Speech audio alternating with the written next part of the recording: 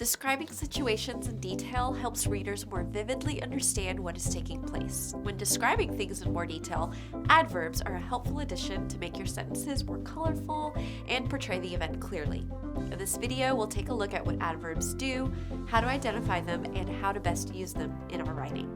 Let's get started. The easiest way to find an adverb in a sentence is to ask these questions. Where was something done? When was it done? How was it done? And to what extent was it done? An adverb will always answer one of those questions. For example, the adverb here answers the question, where? And the adverb randomly answers the question, how? An easy identifier for adverbs is the suffix ly. Not all adverbs use it, but the majority of adverbs do. Let's identify some adverbs by using our 4 questions. She went outside and walked the dog. Do any of those words in the sentence answer the question where, when, how, or to what extent? In this example, we see that outside is the adverb because it tells us where she went. Let's look at another. They briskly jogged through the park. Here, we see that the word briskly answers the question how something was done, making it the adverb in the sentence. Let's try one more example. She almost tripped while jogging, but regained her balance. This one might be tricky.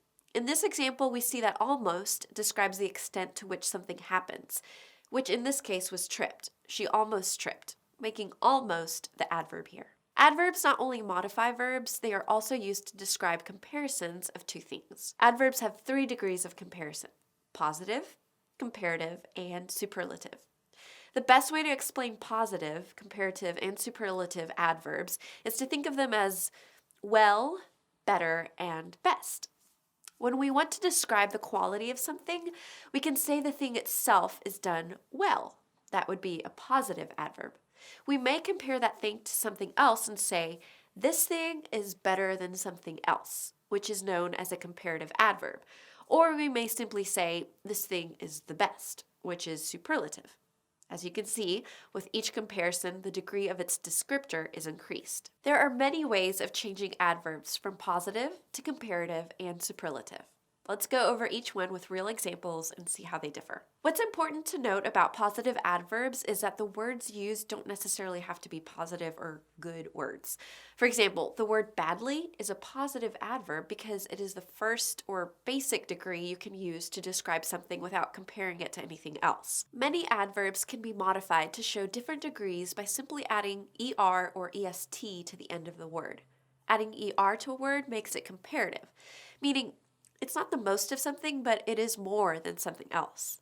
Adding est to the end of a word means that the word it is describing is the most of something, and nothing can be compared as being better than it. Here's an example. He ran through the field faster than his sister. In this example, the adverb faster responds to the question of how something was done. We also know this is a comparative adverb because of the added er to the end of fast. This lets us know that this person ran at a higher speed compared to his sister. Here's another example. She was the quickest of everyone who ran the 5K. Here we see the adverb quickest answers the question of how something was done. Because there is an est at the end of quick, we know that this adverb is superlative because no one else ran more quickly than this person. Some adverbs, especially those that end in ly, can't have their degrees increased to comparative or superlative forms by simply adding er or est to the end. These adverbs must have more and most preceding the word to be modified. Let's look at a few examples. The crowd cheered for her more joyfully than for the other performers. Here we can see that joyfully is the adverb because it answers the question of how the crowd cheered. We can also see that joyfully is a comparative adverb because of the word more before it. With this, we know that the crowd cheered more, but not the most joyfully. He completed his task most efficiently of all the employees. Again, in this example, the adverb efficiently is easy to spot, not only because it ends in ly, but because it answers the question of how the task was performed. We also find the word most preceding efficiently, which means this is a superlative adverb and no task was completed more efficiently than his. Some adverbs can't be made comparative and superlative with the use of er, est, more, or most. For irregular adverbs, changing their degree of comparison means changing the word and its spelling entirely. There is no special trick to these irregular adverbs, so they must be memorized over time to understand their implied degree of comparison. The word badly is an example of an irregular adverb. To make it comparative, you wouldn't say more badly or badlier. The comparative form of badly is worse, and the superlative form is worst. Other examples of irregular adverbs include little, which becomes less and least, and good, which becomes better and best. Now, let's look at adverbial phrases. Adverbial phrases perform the same function as adverbs and describe when, how, to what extent, and where something happens.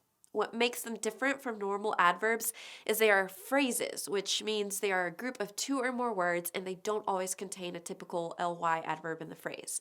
Here are some examples that answer the question, when? He goes camping every summer.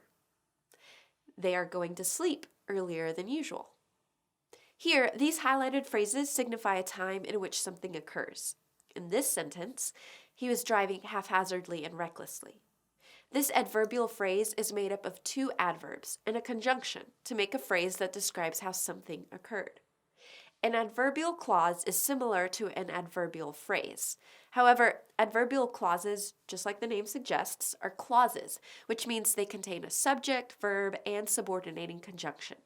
Let's look at some examples. Sit at the table until your food is eaten. In this example, the adverbial clause, until your food is eaten, describes when something occurs. We also know it is a clause because it has a subject, food, and verb, eaten, as well as a subordinating conjunction, until. My sister, although she was hungry, wouldn't eat until I arrived. Here, the adverbial clause starts with a subordinating conjunction, although has a subject, she, and a verb, is. Together, they describe the extent to which the sister wouldn't eat. Make sure you are polite to people wherever you go. This example shows the subordinating conjunction wherever, the subject you, and verb go to show when something happened. Before we go, let's do a little practice to refresh what we've learned. Number 1, which of the following are not adverbs? A, entirely, B, rather, C, them, or D, cautiously. The answer is C, them. The word them is a pronoun. Number 2, the highlighted word is an example of what? Some people agree that Serena Williams is the greatest athlete of all time. A, adverbial phrase. B, subordinating conjunction. C, comparative adverb. Or D, superlative adverb. The answer is D, superlative. Thanks for watching and happy studying.